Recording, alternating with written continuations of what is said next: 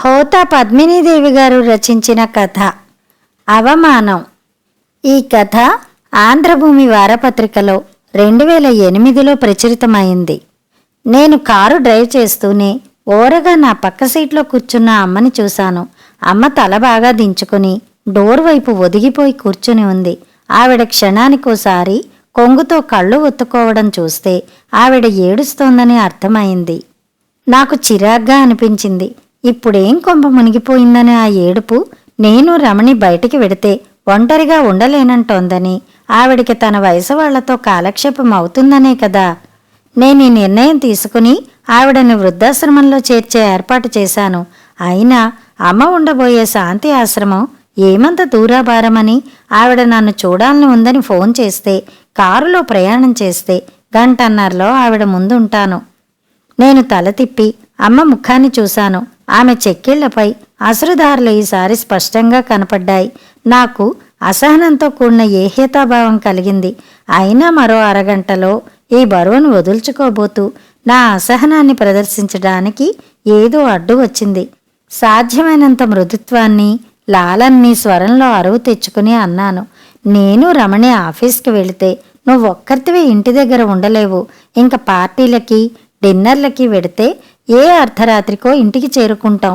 నిన్నీ వయసులో ఒంటరిగా ఆ ఫ్లాట్లో ఉంచడం ఇష్టం లేకనే నిన్ను ఆశ్రమంలో చేర్పించాలని నేను రమణి నిశ్చయించుకున్నాం. అయినా నిన్ను చూడడానికి వారానికోసారి నేను వస్తూనే ఉంటానుగా. అమ్మ దుఃఖం మరింత ఉధృతమైంది. చిరాగ్గా చూశాను. ఏమిటమ్మా, ఎందుకు ఏడుస్తావు? నిన్ను నేనేదో జైలుకు పంపిస్తున్నట్టు చెప్తే అర్థం చేసుకోవే. ఉద్యోగం కోసం నేను రమణి బయటికి వెళ్ళి తీరాలి. 4 రోజులకో పార్టీ, వారానికో డిన్నరు తప్పవు. మొన్నటికి మొన్న న్యూ ఇయర్ పార్టీ నాడు మేము రాత్రి 2 దాకా ఇంటికి రాలేదని ఎంత కంగారు పడ్డావు. ఈ వయసులో మన భాష తెలియని ఊళ్ళో ఒంటరిగా ఉండడం కష్టం. అదీ కాక నన్ను మా కంపెనీ వాళ్ళు మరో 6 నెలల్లో అమెరికా పంపిస్తారు. రమణి ఆఫీస్కి వెడితే నువ్వు మరీ ఒంటరిదానివవుతావు. అమ్మ ఏదో చెప్పబోయింది. నేను పట్టించుకోకుండా అన్నాను. ఆ మాటకొస్తే నా పిల్లలిద్దరినీ ఊటీ పబ్లిక్ స్కూల్లో చదివించడం లేదు. వాళ్ళ భవిష్యత్తు బాగుండాలనే కదా వాళ్ళని రెసిడెన్షియల్ స్కూల్లో ఉంచి చదివిస్తున్నది. వాళ్ళు మా కోసం బెంగ పెట్టుకుని ఏడుస్తున్నారా? క్షణం ఆగి అన్నాను. ఆశ్రమానికి నేను వెళ్ళి చూసి వచ్చాను. చాలా బాగుంటుంది. నీ వయసు ఆడవాళ్లు బోలెడు మంది ఉన్నారు. వాళ్లతో నీకు మంచి కాలక్షేపం. కానీ అక్కడ నువ్వు ఉండవుగా. నిన్ను చూడకుండా ఎలా ఉండగలనరా కన్నా? అమ్మ హృదయాన్ని చీల్చుకుని వచ్చిన దుఃఖంలో నుంచి వచ్చాయి ఆ మాటలు. నా గుండెని తాకాయి ఆ మాటలు. అక్కడ నువ్వు ఉండవుగా బాబూ. 12 ఏళ్ల వయసులో నేను అమ్మని వదిలి హాస్టల్లో ఉండడానికి ఎలా ఏడ్చానో, ఇప్పుడు అమ్మ నన్ను వదిలి వృద్ధాశ్రమంలో ఉండడానికి అలాగే ఏడుస్తోంది. నాకు హఠాత్తుగా మా నాన్న గుర్తుకు వచ్చాడు. పల్లెటూరిలో వ్యవసాయం చేసే నాన్న, నా చదువు కోసం పట్నంలో కాపురం పెట్టిన అమ్మ. మాది రాజమండ్రికి 80 కిలోమీటర్ల దూరంలో ఉన్న చిన్న పల్లెటూరు. అక్కడ మాకు 4 ఎకరాల పొలం ఉండేది. స్వతహాగా వ్యవసాయ కుటుంబమైన మా ఇంట్లో పెద్ద చదువులు చదివిన వాణ్ణి నేను ఒక్కడినే. దాని వెనక మా అమ్మ నాన్నల పట్టుదల, కష్టం, త్యాగం ఉన్నాయి. మా పల్లెటూరిలో ఉన్న పంచాయతీ స్కూల్లో నన్ను చదివించడం ఇష్టం లేక మా నాన్న నా చదువు కోసం రాజమండ్రిలో మా అమ్మ చేత కాపురం పెట్టించాడు. నేను అమ్మ ఒక గది అద్దెకి తీసుకుని ఉండేవాళ్ళం. పెద్దగా చదువుకొని వ్యవసాయం తప్ప మరేమీ చేతగాని మా నాన్న నేల తల్లినే నమ్ముకున్నాడు. ప్రతి 10 రోజులకి మమ్మల్ని చూడ్డానికి వచ్చేవాడు. నన్ను పెద్ద చదువులు చదివించడానికి మాకున్న 4 ఎకరాలపై వచ్చే ఫలసాయం సరిపోదని చుట్టుపక్కల రైతుల పొలాలను కౌలుకి తీసుకున్నాడట నాన్న. చిక్కిపోయి నల్లబడిపోయిన నాన్నని చూసి అమ్మ కన్నీళ్లు పెట్టుకుంటూ అన్న మాటలు బాగా గుర్తున్నాయి నాకు. ఏమిటండి బొత్తిగా ఇలా అయిపోతున్నారు? అసలు భోజనం సరిగా చేస్తున్నారా? స్వంత వంట ఏదో సులువుగా అయిపోయేది వండుకోవడం. బాగానే తింటున్నానులే. అయినా నా గురించి ఆలోచించకు. మన సుధాకర్ చదువుకోవడం ముఖ్యం. వాడు బాగా చదువుకుని పెద్ద ఉద్యోగం చేస్తే నా కష్టమంతా మర్చిపోతాను. డబ్బు సంపాదించాలంటే ఉద్యోగం చేయాలి. మంచి ఉద్యోగం చేయాలంటే బాగా చదువుకోవాలి అనే ఆలోచనలకి నా చిన్న మనసులో ఆనాడే బీజం వేశాడు నాన్న. అది మొలకెత్తి నానాటికి పెరిగి మహావృక్షం అవ్వడానికి అమ్మ దోహదం చేసింది. నాన్న కష్టంలో పాలు పంచుకోవడానికి, తన వంతు సాయం చేయడానికి అమ్మ ఇంటి దగ్గర ఊరగాయలు పెట్టి అమ్మేది. నేను చదువుకుంటుంటే దగ్గరే కూర్చునేది. నేను ఒక్కొక్క క్లాసు పాస్ అవుతుంటే నా భవిష్యత్తుని విజయ్ సోపానాలు నిర్మించుకున్నంత ఆనందం ఆమెలో. నాకప్పుడు 12 ఏళ్ళు. నాన్నకి రోజు సాయంకాలం అయ్యేసరికి జ్వరం వస్తోందట. ఆ పల్లెటూరులో ఉన్న ఆర్ఎంపీ డాక్టర్ వైద్యం చేస్తున్నాడట. టౌన్కి వచ్చినప్పుడు పెద్ద డాక్టర్కి చూపించుకోమని అమ్మ గొడవ చేసినా వినలేదు నాన్న. ఆరోగ్యం దెబ్బతింటోందని ఆయన్ని కనిపెట్టుకుని ఉండడం కోసం అమ్మ నన్ను ఒక రెసిడెన్షియల్ స్కూల్లోని హాస్టల్లో చేర్చి నాన్న దగ్గరికి వెళ్ళిపోదామనుకుంది. అమ్మని వదిలి హాస్టల్లో ఉండడానికి బెంగ పెట్టుకున్న నన్ను మానసికంగా సంసిద్ధుణ్ణి చేస్తూ, హాస్టల్లో నీకు బోలెడు మంది ఫ్రెండ్స్ ఉంటారు నాన్న, వాళ్లతో కలిసి ఆడుకోవచ్చు, చదువుకోవచ్చు అని ఎన్నో సుద్దులు చెప్పింది. హాస్టల్లో బోలెడు మంది ఫ్రెండ్స్ ఉంటారనే ఆశని, అమ్మని వదిలి ఉండాలనే బెంగ డామినేట్ చేస్తున్నా సరే అన్నాను. అమ్మ నా బట్టలవి పెట్టెలో సర్దింది. పచ్చళ్ళు, పిండి వంటలు సరే సరి.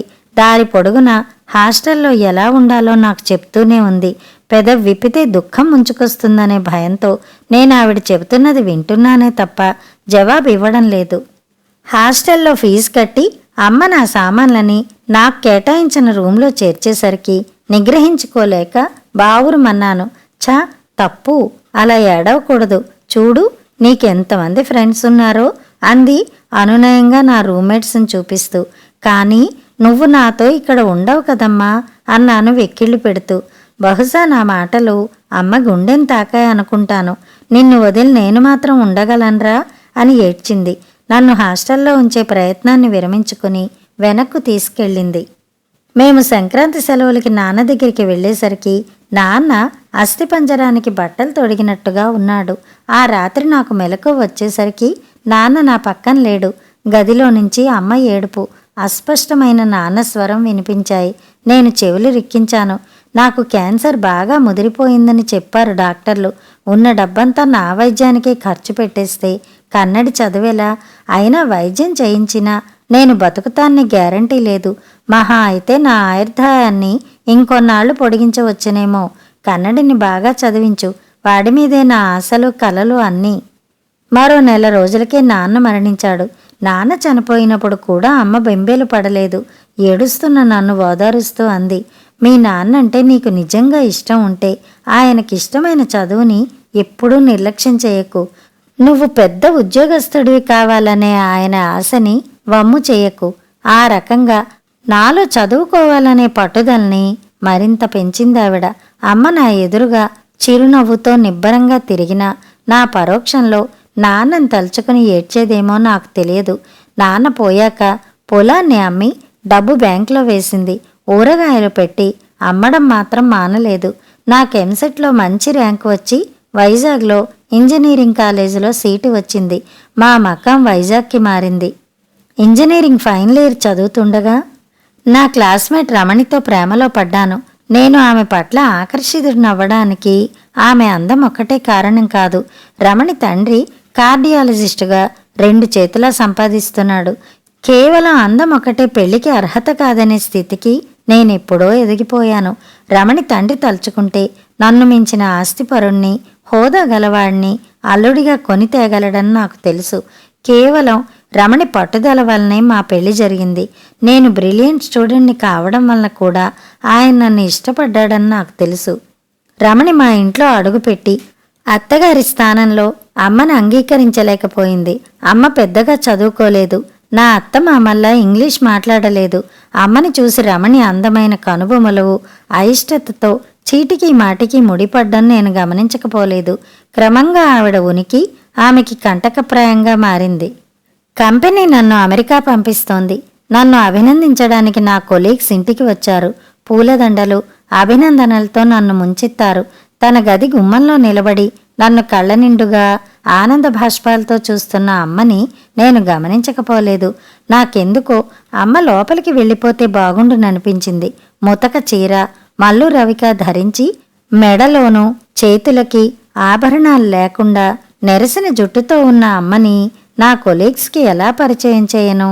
ఇంతలో నారాయణ అమ్మని చూడనే చూశాడు. మీకు వంట మనిషి ఉందా? ఆంధ్ర నుంచి తెచ్చావా? ఇంగ్లీష్లో అడిగాడు. అమ్మని వంట మనిషి అని అతను అపోహపడినందుకు నాకు బాధ అనిపించలేదు. ఎన్నిసార్లు చెప్పినా తన వేషభాషల్ని మార్చుకొని అమ్మపై కోపం వచ్చింది. ఏం సమాధానం చెప్పాలా అని నేను ఆలోచిస్తుండగా రమణి, అవును వంట మనిషే, ఆంధ్ర నుంచే తెచ్చుకున్నాం అంది. నేను అమ్మని అక్కడి నుంచి లోపలికి వెళ్ళమని ఆగ్రహం నిండిన చూపులతో ఆదేశించాను. ఆవిడ లోపలికి వెళ్ళిపోయింది. వచ్చిన వాళ్ళు వెళ్ళాక నేను ఆవిడపై తీవ్ర స్థాయిలో విరుచుకుపడ్డాను.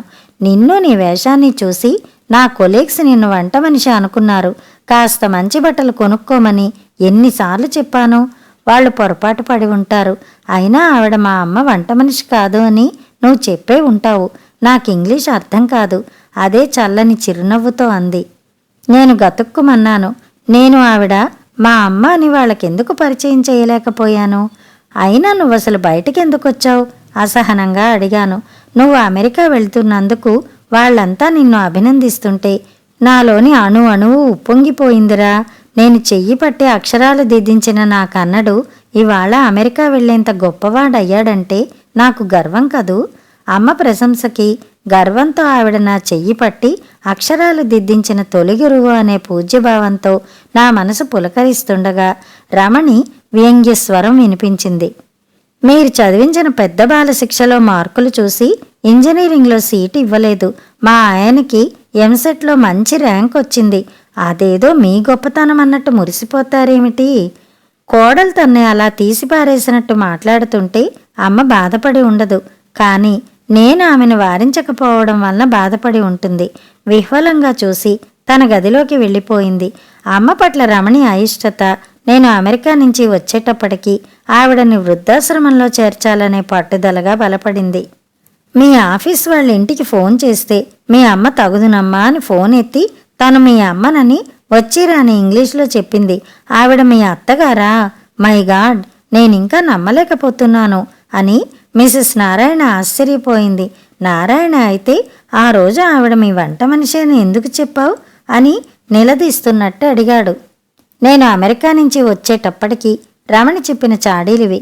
అసహాయమైన కోపంతో ఉడికిపోయిన నేను అమ్మని ఏమీ అనకపోయినా రమణి ప్రతిపాదనకి ఆమోదముద్ర వేశాను. ఫలితమే ఇవాళ మా ప్రయాణం. కానీ అక్కడ నువ్వుండవుగా కన్నయ్య అన్న అమ్మ మాటలతో నా మనసులోని కాఠిన్య పొరలు కరుగుతుండగా నా జేబులోని మొబైల్ ఫోన్ రింగ్ అయింది. నేను వెంటనే రిసీవ్ చేసుకున్నాను. రమణి, ఎక్కడున్నారు మీరు? ఆశ్రమంలోనా? దారిలో ఉన్నాం. ముసల్ది పేచీ పెడుతోందా? ఏడుస్తోంది అన్నాను ఇంగ్లీష్లో. ఆమెను వెనక్కి తీసుకురండి. ఏ? ఆశ్చర్యంగా అడిగాను. మీరు మీ అమ్మని తీసుకుని ఆశ్రమానికి బయలుదేరగానే బాత్రూంలో కాలు జారి పడ్డాను. ఫ్రాక్చర్ అయిందని ఎక్స్రేలో తేలింది. 6 వారాలు బెడ్ దిగడానికి వీల్లేదన్నాడు డాక్టర్లు అన్నది రమణి. నువ్వెక్కడి నుంచి మాట్లాడుతున్నావు? హాస్పిటల్ నుంచా అన్నాను నేను. అవును, వెంటనే మీ అమ్మని ఇంటికి తీసుకురండి. ఆమె స్వరంలో శృతిమెత్తని ఆజ్ఞ. నేను కారు బ్యాక్ చేయడానికి అనువైన ప్రదేశాన్ని వెతుకుతున్నాను. రమణి హాస్పిటల్లో ఎందుకుంది? ఎవరో స్వచ్ఛమైన ఇంగ్లీష్లో అడిగారు. అప్రయత్నంగానే తల తిప్పాను. అమ్మ నన్నే చూస్తూ తిరిగి అదే ప్రశ్నను రిపీట్ చేసింది. అదిరిపడ్డాను. నా కాలు అప్రయత్నంగానే బ్రేక్ని నొక్కింది. కారు ఆగింది. అవును అన్నాను. కారు ఎందుకు బ్యాక్ చేస్తున్నావు? మళ్ళీ ఇంగ్లీష్లోనే అడిగింది. రమణి కాలు ఫ్రాక్చర్ అయింది. 6 వారాలు బెడ్ దిగకూడదని డాక్టర్లు చెప్పారట. అందుకని నేను నీ భార్యకి సేవ చేయాలి. ఈసారి కన్నడంలో అంది అమ్మ. షాక్లో ఫ్రీజ్ అయిపోయాను.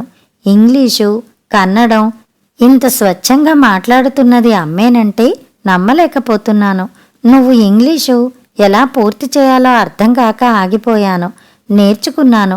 నాకు ఇంగ్లీష్ మాట్లాడడం రాదని నువ్వు నీ భార్య వెక్కిరించేవారుగా. క్షణం ఆగి అంది. నేను వంట మనిషినని నీ కొలీగ్స్కి పరిచయం చేసింది నీ భార్య. ఇప్పుడు నా స్థానాన్ని పని మనిషిగా దిగజార్చి నా చేత సేవలు చేయించుకోవాలనుకుంటోంది. ఆమెకి నన్ను అత్తగారినని చెప్పుకోవడం నామూషి. నన్ను నీ తల్లినని పరిచయం చెయ్యడం నీకు అవమానం. కానీ నీలాంటి వాడు నా కొడుకు అని చెప్పుకోవడం నాకే కాదు, మాతృత్వానికే అవమానం. అమ్మ డోర్ తెరుచుకుని బ్యాగ్తో సహా దిగేసింది. ఎక్కడికి వెడుతున్నావు? షాక్ నుంచి తేరుకుంటూ అడిగాను. ఈ విశాల ప్రపంచంలోకి చెబుతూనే ముందుకు నడిచింది అమ్మ. అమ్మ మాటలు కొరడా దెబ్బల్లా నా మనసుని తాకి నాలో నిద్రాణంగా ఉన్న మానవత్వాన్ని మేల్కొలిపాయి. నా ఈ శరీరం అమ్మ ఇచ్చింది, నా చదువు అమ్మ పెట్టిన భిక్ష. బహుశా నేను కురూపినైనా అవిటివాడినైనా అమ్మ నన్ను తన కొడుకునని చెప్పుకోవడానికి అవమానపడేది కాదేమో. అమ్మ చదువుకోనంత మాత్రాన, నాగరికురాలు కానంత మాత్రాన ఆమె నా తల్లి అని చెప్పుకోవడం అవమానంగా ఎందుకు భావించాను? ఆవిడ ముతక చీరలు కడుతోందని అసహ్యించుకున్నానే తప్ప ఒక్క మంచి చీరైనా ఎందుకు కొనిపెట్టలేకపోయాను? భార్య స్థానం భార్యదే, తల్లి స్థానం తల్లిదే అని తెలుసుకోలేక రమణి మాటలు విని అమ్మనెంత క్షోభ పెట్టాను. నా మనసుని ఆవరించుకున్న మాయపొరలు కరిగి అమ్మ విశ్వరూపాన్ని సందర్శించిన నేను గాబరాగా కారు దిగి అమ్మని అనుసరించాను. అమ్మని నాతో తీసుకువెళ్ళడానికి. కాలు విరిగిన నా భార్యకి ఆవిడ చేత చాకిరీ చేయించడానికి కాదు, ఆవిడికి నేను సేవ చేయడానికి, అమ్మని ఆనందంగా ఉంచడం కోసం ఇప్పుడు నేనేమైనా చేస్తాను. కథ సమాప్తం.